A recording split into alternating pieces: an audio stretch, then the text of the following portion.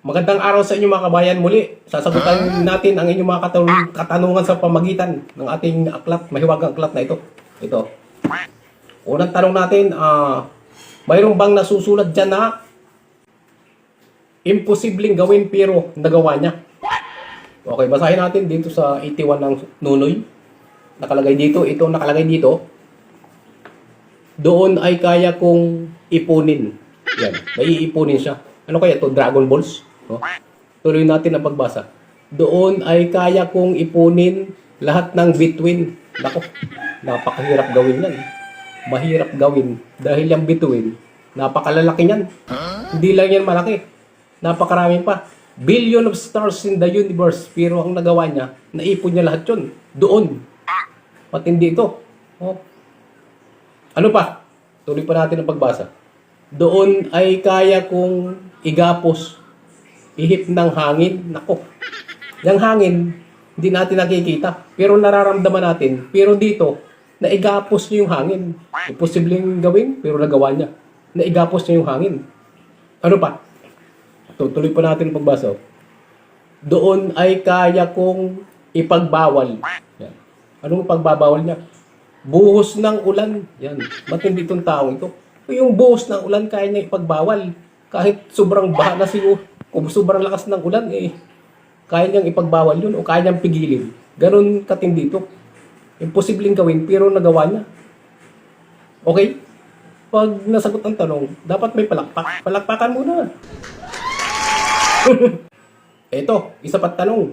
Paano daw malalamang may sakit ang isang bata? At basahin nyo yan sa English. Nako, medyo mahirap to sa English daw babasahin. Paano malalamang may sakit ang isang bata? English. Dito, basahin natin. Sa ating mahiwagang aklat. Ito. Nakalagay dito. Pahina 86. Oh. Dito pala sa kabila. Ito nakalagay dito. Oh, mother, I'm sick. Ayan. Bata yung nagsasalita dyan. May sakit. Sabi niya, tinawag niyo yung nanay niya. Ang sabi niya, may sakit daw siya. Anong sabi pa ng bata? Tuloy natin ang pagbasa. Call the doctor very quick. Ayun. Pinapatawag yung doktor kasi nararamdaman siguro ng bata na talagang masama ang kanyang pakiramdam. Nung dumating yung doktor doon sa bahay niya, sa bahay nila, anong sabi ng bata doon sa doktor? Tuloy pa natin. Doktor, shall I die? Yan. Ang sabi ng bata, siya daw ay malapit ng sumakabilang buhay. Siguro talagang iba nang nararamdaman ng bata. Kaya nasabi niya yun doon sa doktor na dumating doon. Ano pang sabi ng bata na may sakit? Doon sa doktor. Na pinapasabi doon sa kanyang mama. Tuloy pa natin ang pagbasa. Doktor, shall I die? Tell my mama, do not cry. Ayan. Pinapasabi ng bata na huwag umiyak yung kanyang mama. Pinapasabi doon sa doktor. Kaya dyan, makikita natin talagang may sakit yung bata. Paano natin malalaman yung bata may sakit? Nagsabi sa kanyang nanay na siya ay may sakit. Okay? Nasagot ang tanong? Palakpakan mo na. Nasagot pa lang tanong. May isa pang nagtanong dito. May mababasa ba diyang basang-basa sa ulan? Mayroon. Dito sa 83. Pamilyar na sa inyo itong ating babasahin. Ito ako. Yan. Basang-basa sa ulan. Yun. Bakit basang-basa sa ulan? Tuloy natin ang pagbasa. Walang masisilungan.